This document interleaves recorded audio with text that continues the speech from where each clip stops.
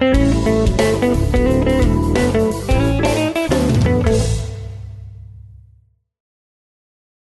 front entrance to any garden is really so critical to get that right feel and appeal.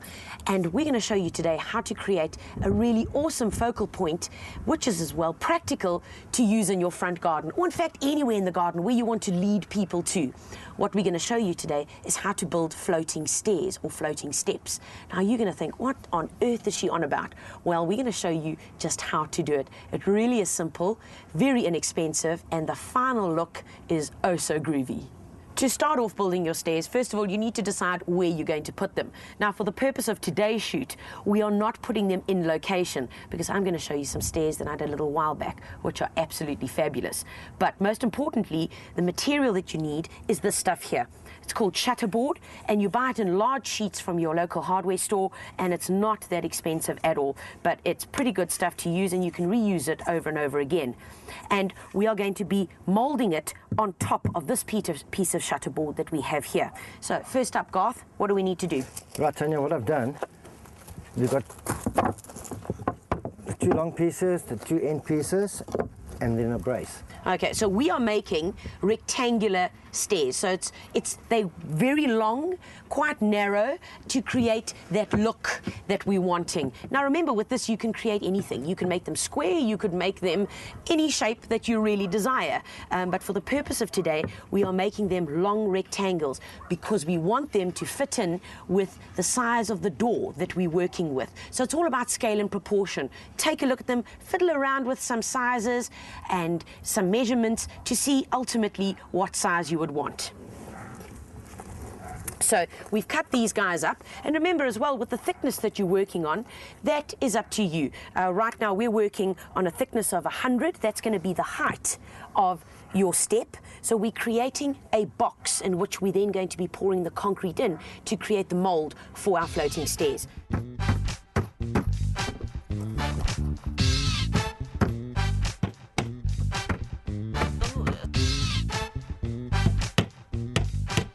So these are going to form now the sides of our box. Is that correct? That's correct. Okay, so these are the length sides, and now we just hammer it together. Yeah. Oh, excellent.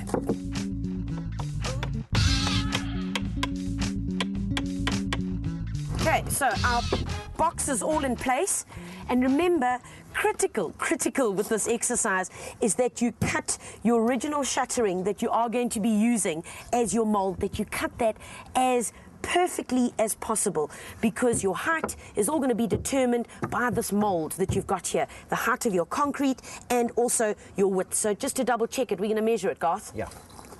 Make sure that we really do have a rectangle. 144 inside measurements, because that's where the concrete's going to go. And let's do the sides. 46. 46 as well. Fixed up, perfect. Right, so we're about ready to go now. What's the next step? What we need to do is get the center so we can put a brace across. Okay, because of course when you put the concrete in, it's very heavy and it's going to push these out. Okay.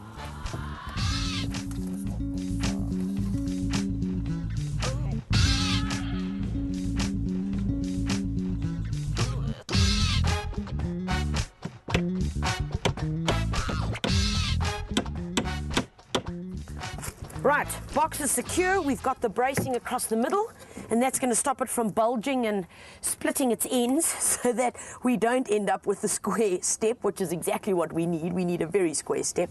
And now it's about to mixing the concrete. Fantastic.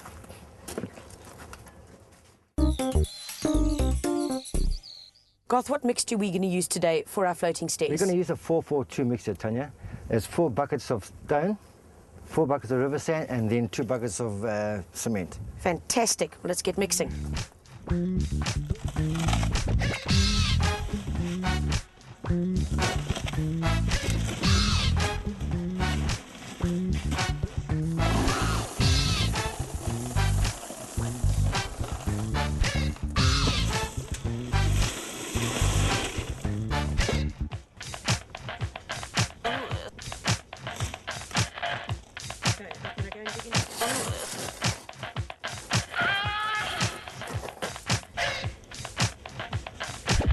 Garth, this is just like baking a cake. but I'm not very good at baking cakes. I think I'm better at making concrete. So what's the next step? Well, just mix it all in. Mix it all in until it comes like a grey all around, and then we're ready for water. Okay, brilliant.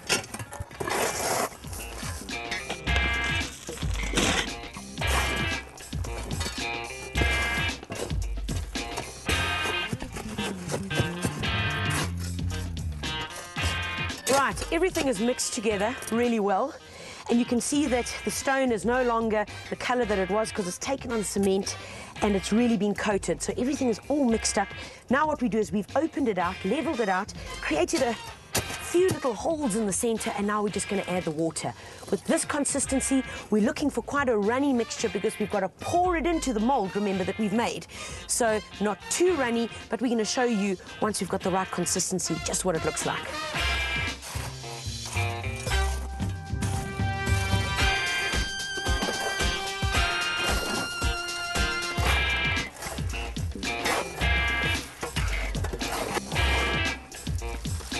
You notice that the mixture is quite runny. However, with the stone, you still just don't see plain concrete. And I don't be stressed out about that because that's what it should look like. So the concrete is a bit runny, but the stones are holding the whole thing together. And yes, it does flop around, and that's just what we're looking for.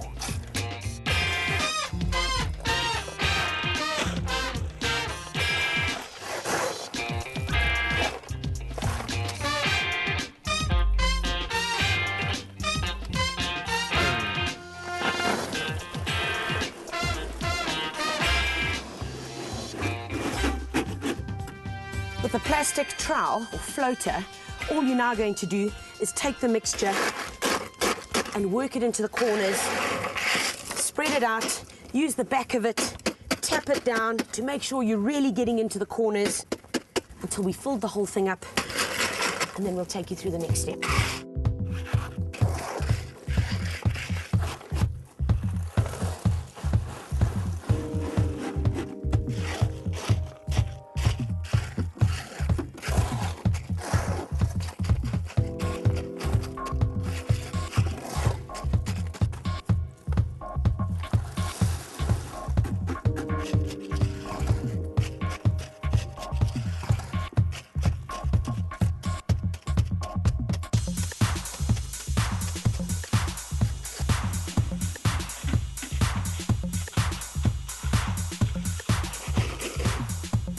Now, you may notice that there are a lot of stones on the top, but now don't get stressed out about that, because as you work it in with the float, so the wetness is going to come to the top and you're going to end up with that smooth look that we're wanting. So it literally is just a bit of elbow grease to get it to the right length and consistency that you want.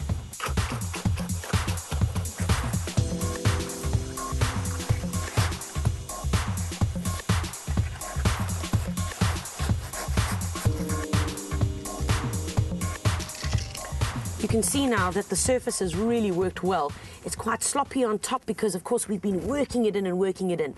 Just make sure that you really get it touching flush with the corners of your square that you've created out of the shutterboard, because if you don't do that, then you're not going to end up with quite a neat step. And then the last step that you need to do, just take a rubber mallet and just gently tap the edges. And what that's going to do is remove any air pockets that were there. Will just simply bubble up so that you don't end up with those kind of rings on the side of the concrete. Just a few taps, and you'll see that as I'm tapping it, so the bits and the air is just starting to pop through. Once you've done that, the rest is the waiting game. Leave it to cure for about 7 days, and after that you can open up the shutterboard, take off your mould, and you'll reveal your awesome floating stairs. At this point, if you really want to be a bit creative and a bit different, well, you can get some lovely pebbles or a few mosaic tiles, and whilst it's still wet like this, you can literally just inlay them into the surface of your floating step, and you can be really creative and go a bit wild. Really, it's up to you. We've now left the concrete to cure for over a week, and you can see just by the colour that it really has cured well. The thing with concrete is that the paler it becomes, you know that is the harder that it's becoming, because it takes on a completely different colour. Obviously, the longer you leave it, even the better. But now what we've got to do is remove the shuttering, the boxing that we've had, and we'll take a look at how our floating step is doing.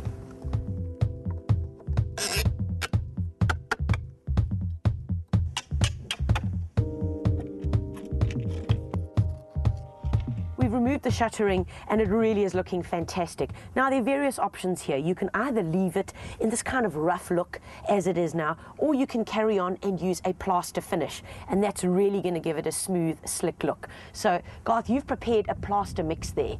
What is the basic preparation? Tanya, I've made a three-part sand and 1-part cement mixture. And that's plaster sand with cement? That's a specified mixture for plasters. And that's all you need to use? That's all you have to do.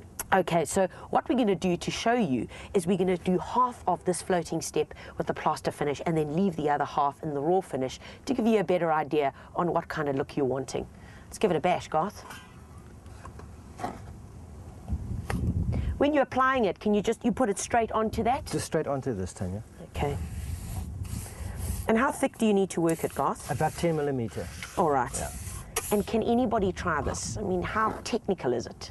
It's not technical, you just got to have a little bit of patience. Oh, okay. That's why you're doing it. Yeah.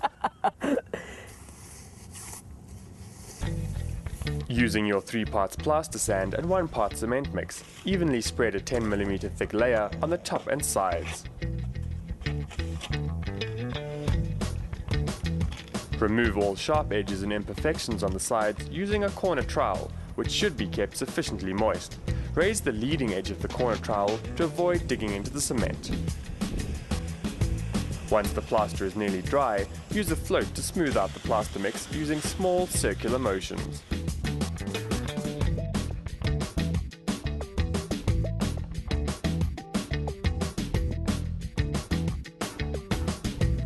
Garth has finished doing the plaster work, and you can really see the 2 completely different looks that you can end up with. The plaster work is much smoother, much more rounded edges, whereas the original concrete base that we threw is a much more rougher look with sharp edges over here. So depending on the style of your home and how much work you want to put into it, well, you can decide which finish you would like. If you would like this look, which is more smoother, or the rougher, more rustic look here. What are your options now? Well, you can seal it with a concrete sealer, which you can get from your local hardware store. And all it does is it just lifts the concrete a bit, gives it a bit more of a shiny finish. Not too shiny though, because it is a matte type of finish, and it really does just give it that little edge to it. So there you go, 2 separate looks, really easy to do, and the finished product does look amazing.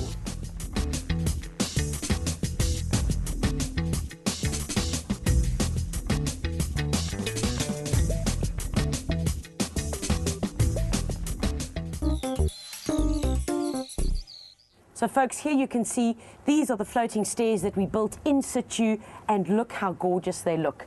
Beautifully leading you way down the pathway and right up to the front door. And remember, because they're floating, you really have to work with your textures in between. We've used the gravel here to work on the different levels and just accentuate them, and it gives you a beautiful contrast and texture as well. So remember, you've got to build them in situ, and you can really go wild. Decide on your shape, size, and your finishing texture. And it's not as hard as it looks, I promise you that. So until next week, folks, do take care and happy gardening.